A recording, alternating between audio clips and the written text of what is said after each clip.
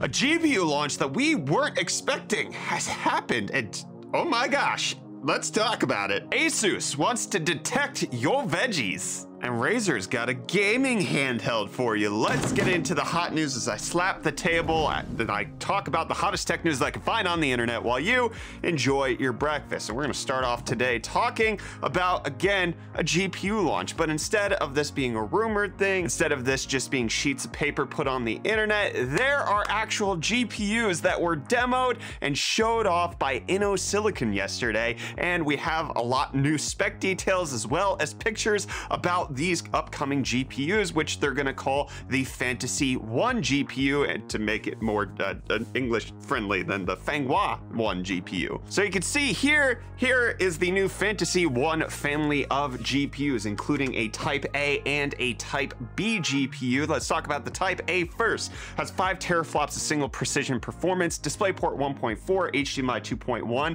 and a VGA connector, mind you, with 16 gigabytes of GDDR6X memory, up to 19 gigabits per second. However, it's only on a 128-bit bus, which means it only has 304 gigabytes per second of memory bandwidth, which is just really low considering how much memory and the memory speed that it actually has. But here is the Type A GPU. As you can see right there, we've got the DisplayPort, the HDMI, and good old VGA connector in case you want that. Also part of the Type A line is this low-end version that has a smaller fan. You can consider this like the GT 710 equivalent, essentially. Now let's talk about the Type B GPU, which is the higher end version. It's gonna come in a triple fan variety, and it's gonna feature 2 GPUs, which they're gonna fuse together using Innolink, which is kinda like NVLink, don't you think? I don't think. I think, link, rhyme, think.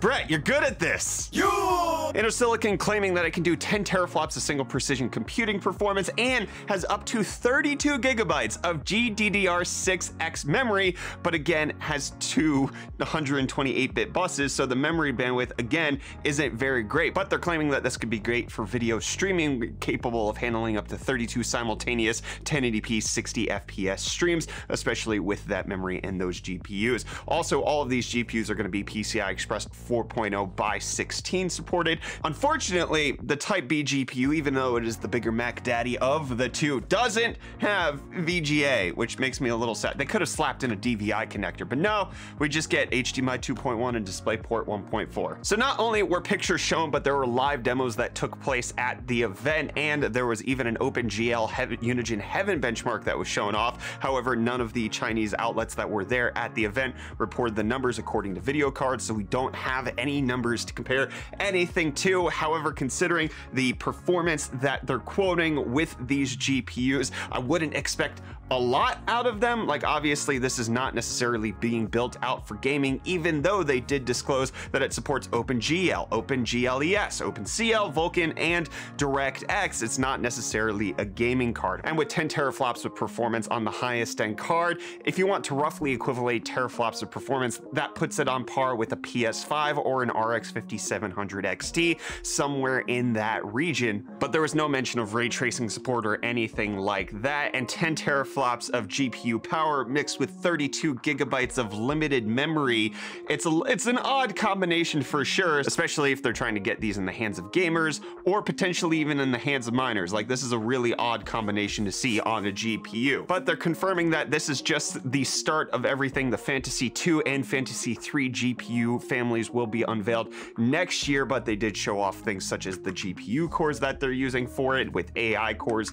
and all of the things that they're implementing into this. Now, obviously, this is not going to alleviate the gamer situation that's happening here in the US and around the world right now. But again, this just probably is going to put pressure on AMD, Nvidia, and Intel in different market segments where they otherwise didn't have to face market pressure. And it's going to force them to innovate if they want to stay competitive with new upcomers that are happening, like Innosilicon, or like we talked about in yesterday's episode of Hot News, if it ever comes to fruition, more Threads. And that just leads us to a place where consumers could potentially be getting better options simply because somewhere in China a competitor arose that might lead to better GPUs down the line for us, which is kind of the hope that I have for it. Obviously, you're not going to necessarily purchase a Fantasy 1. We can probably wait like 6 months and it'll pop up on the Linus Tech Tip channel, but let me know what you do you think of the Fantasy One? What do you think of this new GPU rollout that's happening? Are you excited for it? Does not mean much to you because you still can't get your hands on that RTX 3060? Let me know down in those comments, and I'm gonna let you know about today's video sponsor. Today's video is brought to you by Drop and their Sennheiser collaboration HD58X headphones. I've had these for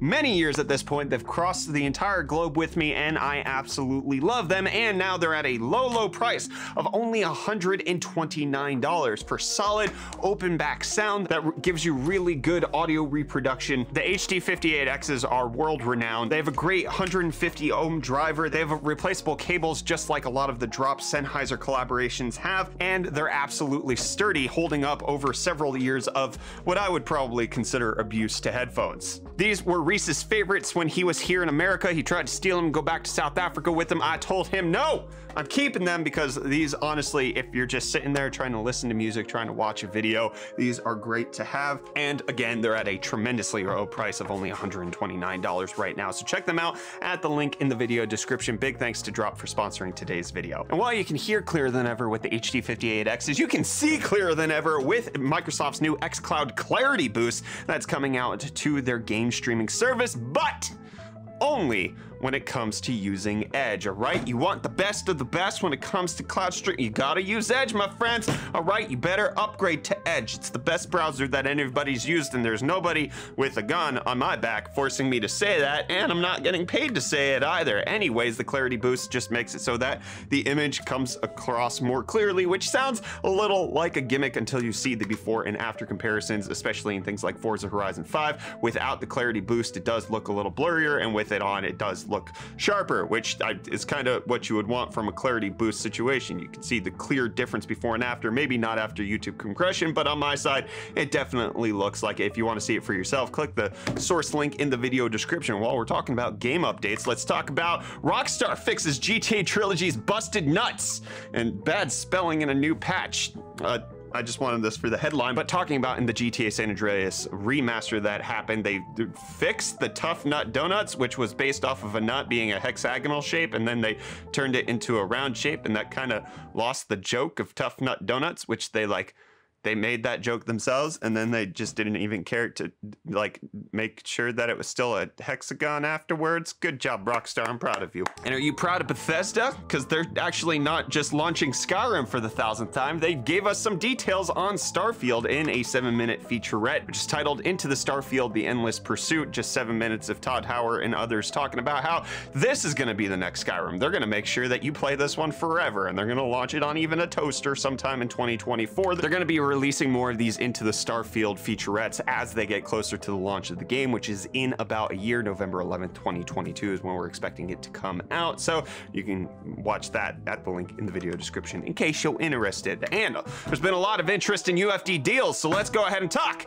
about the best tech deals that I could find while I'm filming that hopefully will still be deals by the time you watch. ASUS has their ROG Strix XG16 portable monitor, 15.6 inches, 1080p, but 144 hertz, and has really good response time. All of that included battery backup, all of that for $299. That's $100 off from where it normally is. We also have this Crucial X6 portable SSD, which is going for only $65 right now for the 500 gigabyte model, but only $80 for the 1 terabyte model in case you need to use an external SSD for any of your life's transporting data needs. And for transporting power, Anker has these 60-watt cables on sale for only $12. You can get a 2-pack. They're 6 feet long. These are not data cables. They're only capable of USB 2.0, but a 2-pack of $12 for 60-watt charging cable is actually a pretty good deal. And Samsung has their 128 gigabyte Pro Endurance micro SD cards on sale for only $19. If you look, the 64 gigabyte is $14. So only paying $5 more for the 128 gig is a solid deal at 100 megabytes per second. And are Cryptostonks a solid deal? Let's find out what the pricing looks like. Bitcoin down a little bit, all right, less than 1% to be at 57,465. But the rest of the crypto market does seem to be on the incline. Ethereum up 5% on the day, 46.3869 is where it's sitting at, and Dogecoin is up under 0.5% to sit at 21.5 cents. The meme stonks not faring so well. GameStop down 4.21%, a slightly disappointing number there, to be at 193.50 as of the time of recording. reporting, and AMC down 7.5% to be at $34. But if you own any cryptocurrency, I'm not a financial advisor, but what I will as an internet person advise you to do is sell all of it and buy ASUS's new Veggie Detector. They want to sense your cucumber, my friends. They want you to throw it into a bath, and they're gonna wiggle it around and figure out whether or not it's clean or dirty, okay? That's all this little operating thing does. You drop it in the water and it detects the dirt that's in the water with your veggies, and it has a vortex style filter to make sure that it's not taking in a whole bunch of other stuff. It only costs $200, but ASUS be selling it, and you better believe that the fruit and vegetable cleanliness detector is worth its weight in gold, my friends. But I just have to ask, all right, when you buy vegetables, do you dump them all into like your sink and then wash them all at the same time? Because I'm a man who either doesn't wash his vegetables because, you know, I might boil them or whatever I'm gonna do, or I wash them individually as I use them, not all at the same time. But how do you do it? Let me know how you clean your vegetables and whether or not ASUS is gonna determine whether or not your cucumber is clean, all right? And you know who has a dirty cucumber? Let's talk about Meta for a second. Going on with the segue, Meta's having a bad time because their crypto chief is leaving the company, the guy who is behind the whole botched rollout of metaverses, or Facebook's back in the day, cryptocurrency that they were supposed to be rolling out, like Libra, has now stepped away from the company, him saying that even though they did launch Novi, which is the replacement for Libra and the whole thing that they were doing to some extent,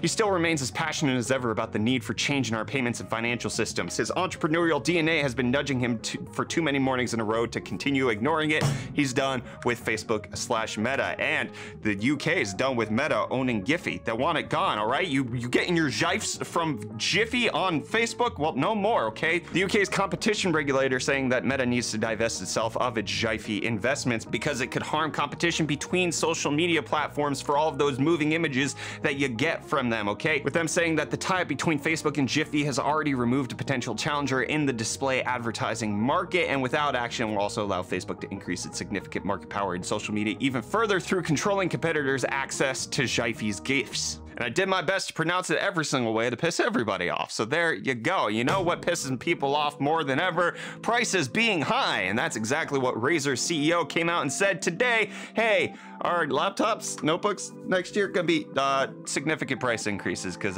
things are more expensive. So thank you, Razer CEO. I mean, the heads up is nice, letting us know that it's going to be more expensive, but I was paying attention, and yeah, that's kind of what I expected.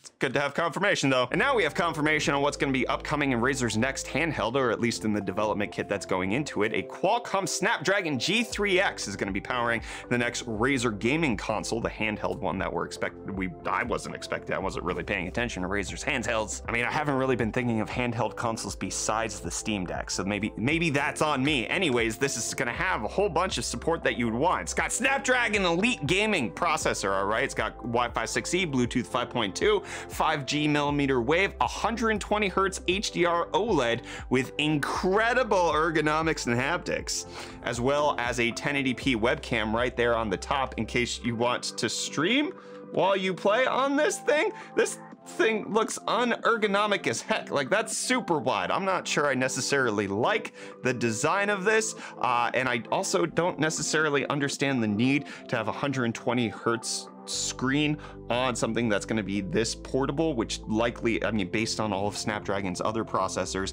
I don't see that they're actually going to be able to hit like any sort of native gaming at 120 frames per second, but it will have support for Xbox's Game Pass allegedly, so maybe there might be some xCloud integration there that I don't necessarily know how it's going to work, but I don't trust that it needs 120 hertz. Let me know what you think of Razer's upcoming handheld down below in the comments, and I'll let you know that this episode of Hot News is over. Thank you so much for tuning in. I'll catch you tomorrow for breakfast, my friends, where the news is gonna be even hotter.